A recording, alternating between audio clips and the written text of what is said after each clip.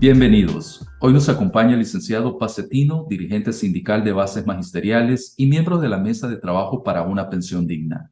Bienvenido a la entrevista. Muchas gracias, Hugo. Estamos a la orden. Licenciado Pacetino, en el país hay alrededor de 5.000 docentes que ya cumplen con los requisitos para poderse jubilar, sin embargo, no lo han hecho por las bajas pensiones. Perfectamente. A partir de la reforma que sufrió el sistema de ahorro para pensiones en el año 17, finales del año 17, cambió la fórmula de cálculo de las pensiones de los trabajadores salvadoreños, no solo del sector docente, sino de todos.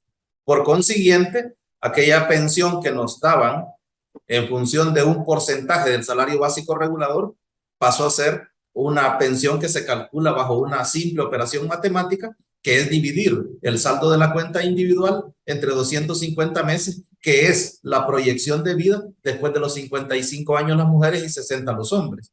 Cuando se hace esa división del saldo de la cuenta individual entre 250 meses, en realidad condenan a los trabajadores a recibir pensiones mínimas.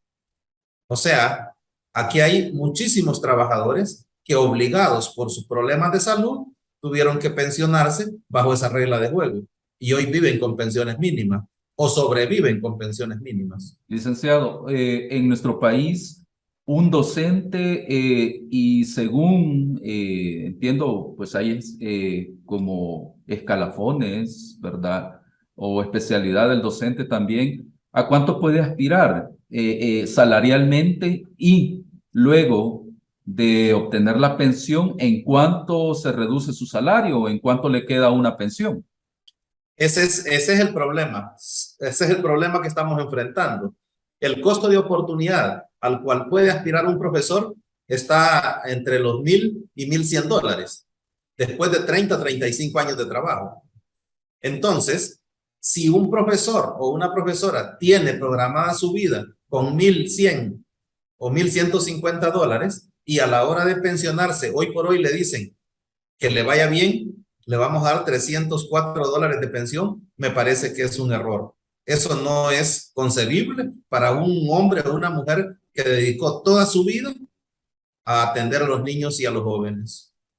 Como gremial, ¿cuál es el trabajo que ustedes están realizando o han venido realizando, pues, para cambiar esta realidad, especialmente en el sector docente, en cuanto a pensiones? Bueno, es una lucha que traemos desde el año 19, don Hugo. Nosotros en enero del año 19 hicimos el lanzamiento de la mesa de trabajo por una pensión digna me recuerdo, en el Redondel Salvador del Mundo. Fue enero del año 19. En ese año presentamos la propuesta concreta de reformas al sistema de pensiones a la Asamblea Legislativa. Aquella Asamblea Legislativa no nos escuchó. En el año 18 nosotros hicimos la segunda manifestación, que fue la primera marcha negra. En enero del 2020 hicimos la segunda marcha negra a Casa Presidencial. Nosotros hemos hablado, como yo lo digo así francamente, hemos hablado con todos los políticos que nos han permitido plantearles el tema.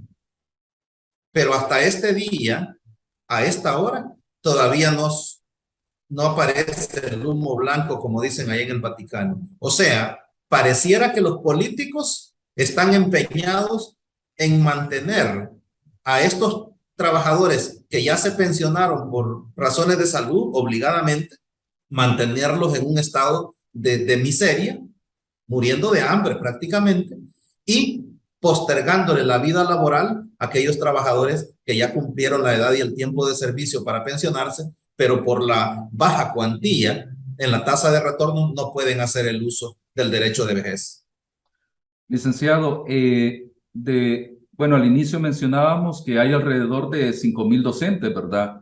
Que no se han podido jubilar o están esperando obtener una pensión un poco más alta, por decir algo, de lo que actualmente les están asignando. esta situación en qué perjudica al sistema de educación. A partir del año 18, el segmento de mujeres obligadas, o sea, el sistema de ahorro para pensiones clasificó a los trabajadores, los optados y los obligados. Los optados fueron aquellos que tuvieron la opción. Ellos podían quedarse con el IPEP o pasarse a las AFP. Pero hay un buen segmento de la población que tenía menos de 36 años cuando se privatizó el sistema. Somos los obligados. Yo soy parte de ese sector de obligados. Entonces, el sector obligado, en su mayoría, son las mujeres las afectadas con esta reforma, porque fueron las mujeres las que empezaron a cumplir los 55 años a partir del año 18 para acá. Entonces, la mayor parte de afectadas son mujeres. Hoy, en el año 22, los hombres obligados empiezan a cumplir los 60 años de edad. ¿Qué es lo que quiero decir con esto?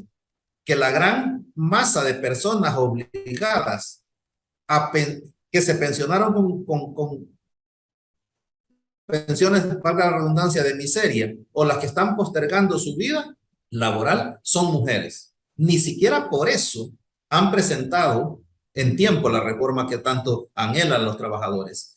Y en segundo orden, yo lo he dicho en varios foros y lo seguiré diciendo, la educación del país en estos momentos, como diríamos en el pueblo, está a doble puya.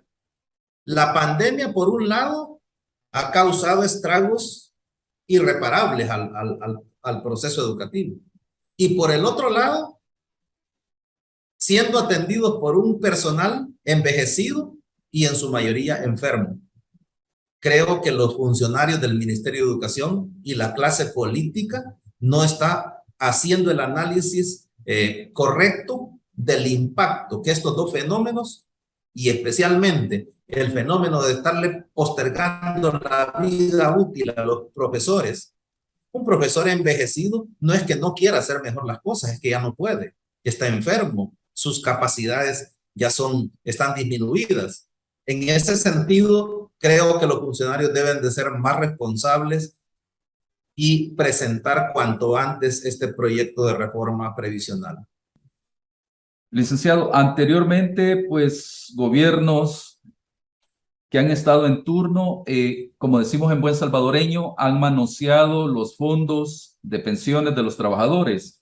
Ahora se habla de una reforma a la ley de pensiones. ¿Cuáles son las expectativas que tienen ustedes como gremiales ante esta situación? El planteamiento nuestro, Hugo, es de que el modelo privado de pensiones ha llegado a su fin. Por consiguiente, nosotros no esperamos que se haga una reforma al sistema de ahorro para pensiones, sino que se logre transitar a un nuevo modelo previsional en este país. El sistema privado de pensiones ya fracasó, no solo en El Salvador, sino en todos los países donde se aplicó. Por consiguiente, ya estamos claros que las mejores pensiones que recibieron los trabajadores no las han recibido de un sistema privado, sino de un sistema nacionalizado.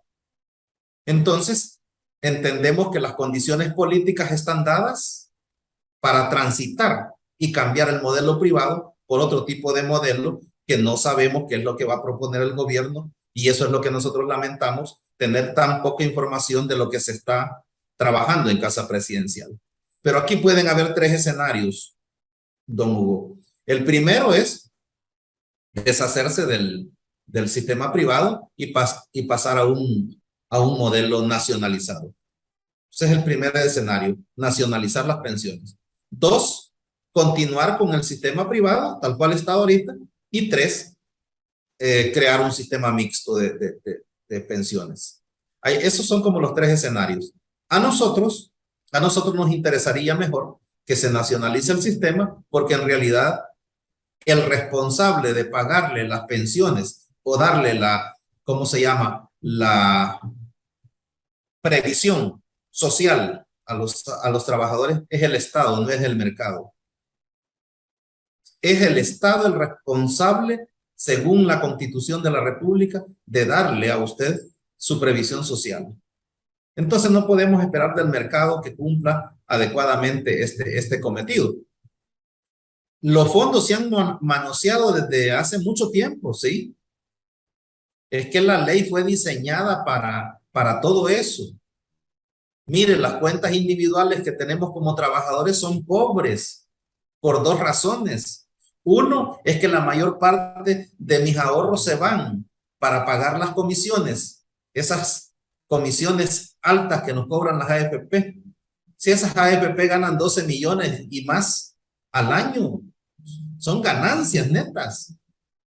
Entonces, ese es el primer drenaje de mi dinero, el pago de altas comisiones. Y segundo, los gobiernos vienen utilizando el dinero de los trabajadores a partir del gobierno de Tony Saca para acá, cuando crearon el fideicomiso de obligaciones previsionales, que no es otra cosa más que la obligación que tienen las AFP de prestarle dinero a los distintos gobiernos, utilizan nuestro dinero pagando los intereses totalmente bajos.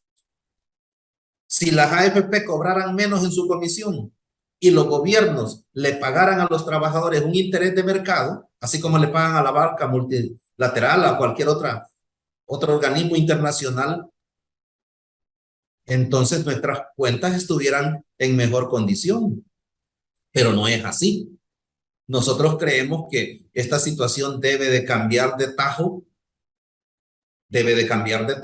y no estar a expensas del mercado con este problema de pensiones. El mercado no sirve para resolver problemas sociales.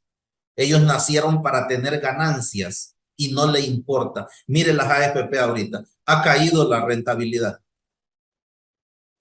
Es la segunda vez que la rentabilidad cae. Yo no sé si usted recuerda en el año 2009, siendo presidente Mauricio Funes de este país, se produjo la crisis inmobiliaria en los Estados Unidos. Fue una crisis fuerte. El interés que ganaban nuestro dinero prestado al gobierno en ese tiempo era del 6.75 y se desplomó la tasa LIBOR a cero. ¿Sabe que quedamos ganando 1.26?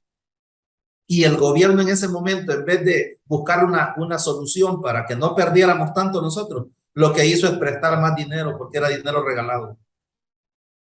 Entonces, hoy que se viene la crisis en Europa, especialmente el problema entre Rusia y Ucrania, se genera una inflación mundial y a nosotros nos está golpeando en términos previsionales. No solo es este rubro el que va a golpear, la inflación está golpeando todo, pero en términos previsionales sí nos está causando grandes daños. En este momento, el gobierno debe tomar algunas acciones emergentes para evitar que nuestros fondos caigan mucho más de lo que están. Desde la gremial, ¿ustedes consideran que económicamente existen las condiciones en el país para aumentar las pensiones? Como bases magisteriales, miembro de la Mesa de Trabajo por una Pensión Digna, hicimos una propuesta. La presentamos a la Asamblea Legislativa anterior y la hemos presentado en Casa Presidencial. Y no es una propuesta que responde a mis deseos o al deseo del sector. Es una propuesta con fundamento actuarial. Es un modelo matemático que elaboró un actuario.